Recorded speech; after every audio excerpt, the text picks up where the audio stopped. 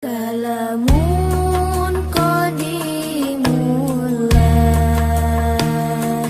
yumallu sama'u tanazzaha an qawlin wa fi'li wa niyati. Assalamualaikum warahmatullahi wabarakatuh. Alhamdulillah teman-teman, kita dapat bertemu kembali pada video kali ini. Sebelumnya perkenalkan, nama saya Dewi Soleha dari UIN Has Jember. Di sini saya akan memaparkan tentang cara menerapkan atau mengimplementasikan metode Yanbu'ah. Tidak asing lagi kan bagi teman-teman mengenai metode Yanbu'ah ini. Metode Yanbu'ah pertama kali diusulkan oleh alumni Pondok Tahfidz Yanbu'ul Quran. Mengapa sih kok diusulkan? Alasannya adalah agar mereka selalu ada hubungan dengan pondok alumni mereka, atau dengan kata lain, terjalinnya silaturahmi dengan pondok meskipun mereka sudah menjadi alumni, dan juga karena adanya usulan masyarakat dari lembaga pendidikan ma'arif serta muslimat, terutama dari cabang Kudus dan Jepara. Awal penyusunan buku metode Yanbu'ah ini yaitu pada tanggal 22 November 2002 bertepatan dengan 17 Ramadan 1432 Hijriah.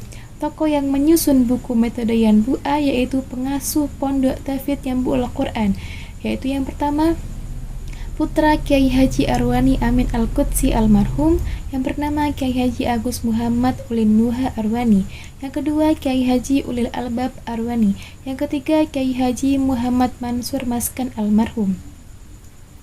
Dan tokoh lain diantaranya yaitu yang pertama Kiai Haji Sya'roni Ahmadi Kudus, yang kedua Kiai Haji Amin Soleh Jepara, yang ketiga Ma'mun Muzayyin Kacenpati, yang keempat Kiai Haji Sirajuddin Kudus, yang kelima Kiai Haji Busro Kudus. Beliau adalah mutakhorijin Pondok Tahfidz Yanbu'ul Quran yang tergabung dalam Majelis Nuzulis Sakinah Kudus.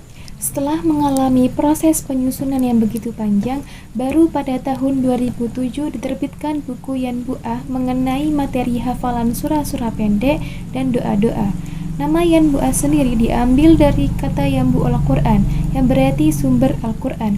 Tujuan diperkenalkan metode Yanbu'ah ini agar anak bangsa dapat membaca Al-Quran dengan lancar dan benar, mengerti bacaan sholat dan gerakannya, hafal surah pendek, hafal doa-doa, mampu menulis Arab dengan baik, dan nantinya mampu mengamalkan ilmunya serta mengajak orang lain membaca Al-Quran. Buku atau jilid Yanbu'ah sendiri ada 7. Pada jilid pertama, anak diajarkan membaca huruf yang berharokat fathah, mengetahui nama huruf hijaiyah dan angka Arab, serta menuliskannya. Pada jilid kedua, anak diajarkan membaca huruf yang berharokat kasroh dan dhamma, bisa membaca huruf panjang baik mat atau yang berharokat panjang, diajarkan membaca wawu atau ya sukun yang didahului fathah, bisa memahami angka Arab puluhan, ratusan, ribuan, dan menuliskannya. Pada jilid ketiga, anak diajarkan membaca huruf yang berharokat fathaten, kasroten, dhammaten, diajarkan membaca huruf sukun, diajarkan membaca qalqalah, huruf bertasdid, gunnah, bila gunnah, hamzah wasol, al-ta'rif, dan bisa menuliskan kalimat yang 4 huruf. Pada jilid 4, anak diajarkan membaca lafaz Allah, bisa memahami mim sukun atau tanwin, mad jaiz, mad wajib, mad lazim hilmi dan harfi, huruf musaqqal, muhaffaf. Kemudian diajarkan memahami huruf-huruf yang tidak perlu dibaca dan juga kaidah tajwid lainnya. Di samping itu juga latihan merangkai huruf dan juga membaca dan menulis tulisan pegon Jawa. Jilid kelima, anak ditekankan pada pengenalan tanda waqaf dan tanda baca dalam Al-Quran Ras Usmani, mengetahui cara baca huruf terakhir ketika berhenti, serta pengenalan huruf tafhim dan tarqiq. Pada jilid ke-6, anak mengetahui dan membaca huruf mat, alif, wawu, dan ya yang tetap dibaca panjang atau pendek ketika wasol maupun waqaf. Bisa mengetahui cara membaca hamzah wasol, bisa mengetahui cara membaca ismam, ikhtilas, tashil, imalah, dan sakta, dan mengetahui tempatnya. Kemudian mengetahui cara membaca shad dan yang boleh dibaca sin, serta mengetahui kalimat-kalimat yang sering dibaca salah.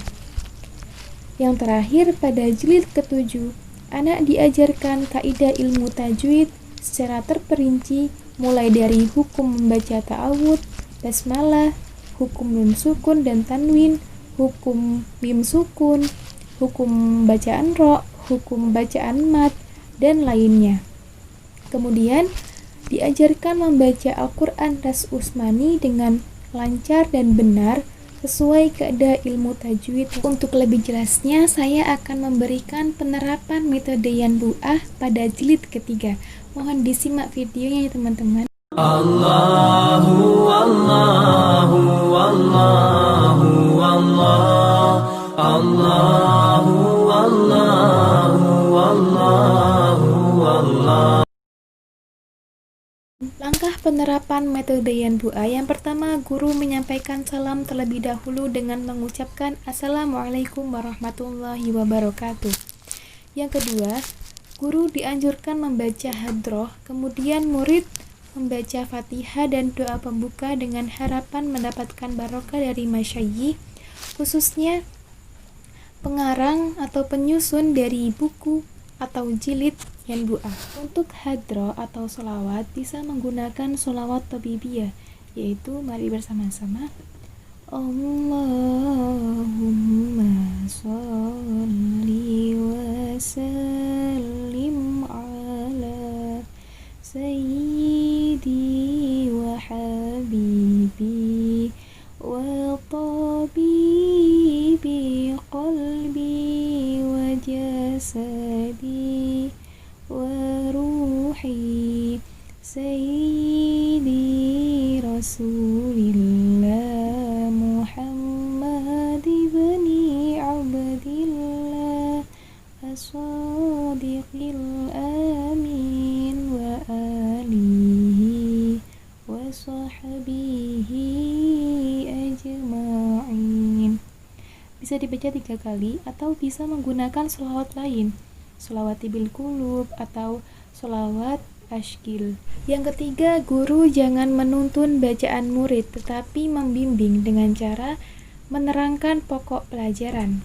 Karena di sini kita belajar jilid ketiga, berarti anak yang pertama mampu membaca huruf berharokat fathaten, kasroten, dan domaten. Contohnya untuk yang fathaten, aan, baban, da'aban, khotoan, hafawatan, so'adan. Untuk yang kasroten, i'in, sabain, binabain, hamain, syai'in. Untuk yang domaten, u'un, zomaun, malaun, syai'un, nabaun. Yang kedua, membaca kaidah qalqalah. Qalqalah sendiri berarti bunyi huruf yang memantul apabila huruf tersebut mati atau dimatikan. Huruf qalqalah ada 5, yaitu qaf, ba, jim, dal, atau disingkat dengan qad, bujat, dim. Qalqalah sendiri ada 2 macam. Yang pertama, qalqalah kubro adalah qalqalah yang berada di akhir kata atau karena diwakafkan, bukan karena sukun asli. Contohnya, saya lana talahab. Jadi dipantulkan talahab, bukan talahab tapi talahab. Yang kedua, qalqalah sugro adalah qalqalah yang berada di tengah kata. Dengan kata lain, qalqalah dengan sukun asli. Contohnya, fawasat nabihi jam'a. Dipantulkan fawasat nabihi jam'a, bukan fawasatna tapi fawasat nabihi jam'a. Yang ketiga, huruf bertasydid. Tasydid disebut sebagai suatu tanda baca yang terjadi karena adanya pertemuan atau pengulangan dari suatu huruf hijaiyah yang sama. Contohnya, wa amma man khaffat mawazinuh. Tanda tasydid ada di huruf mim dan fa. Oleh karena itu dibaca wa amma man khaffat mawazinu.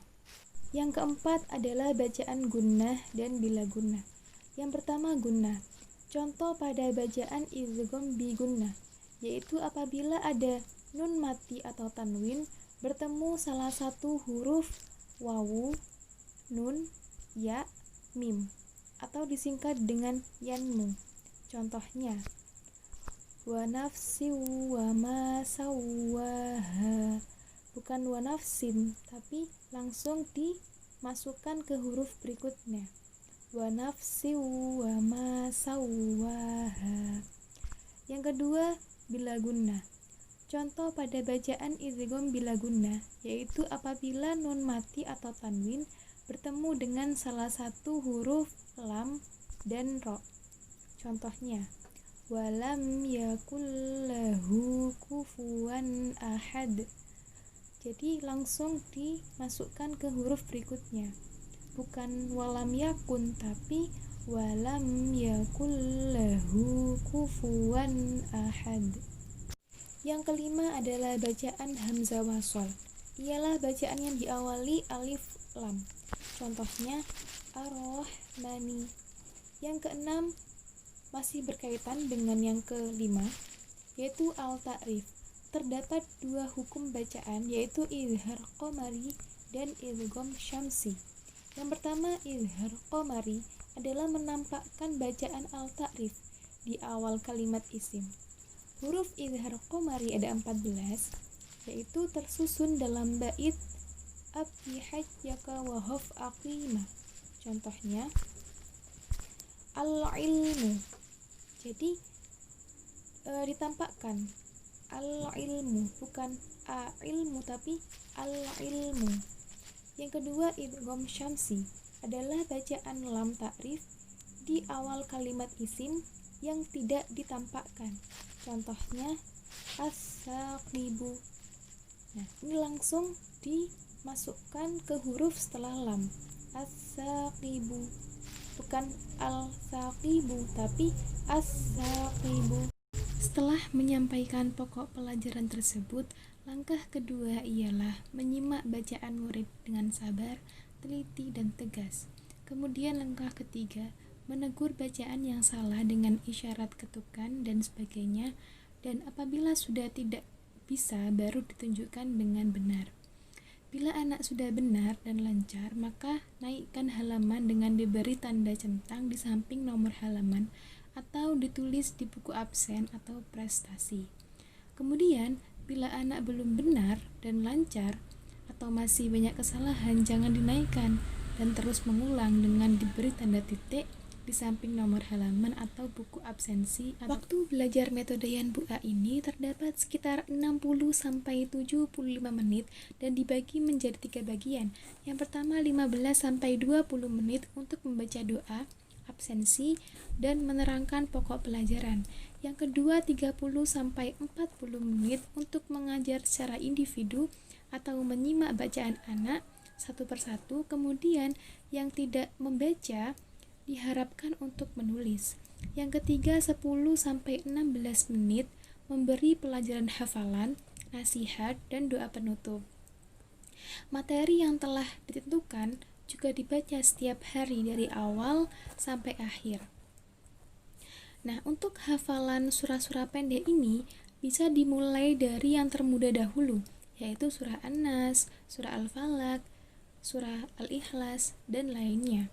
Nah, untuk doa-doa bisa memulai dari doa sebelum makan dan sudah makan, kemudian doa sebelum tidur. Cukup sekian pemaparan dari saya mengenai penerapan metode Yan Bu A. Cukup mudah bukan apabila kita terus berusaha. Semoga bermanfaat dan dapat dipraktikkan oleh teman-teman semua. Mohon maaf apabila ada salah kata atau perkataan yang kurang berkenan. Sekian, terima kasih. Wassalamualaikum warahmatullahi wabarakatuh.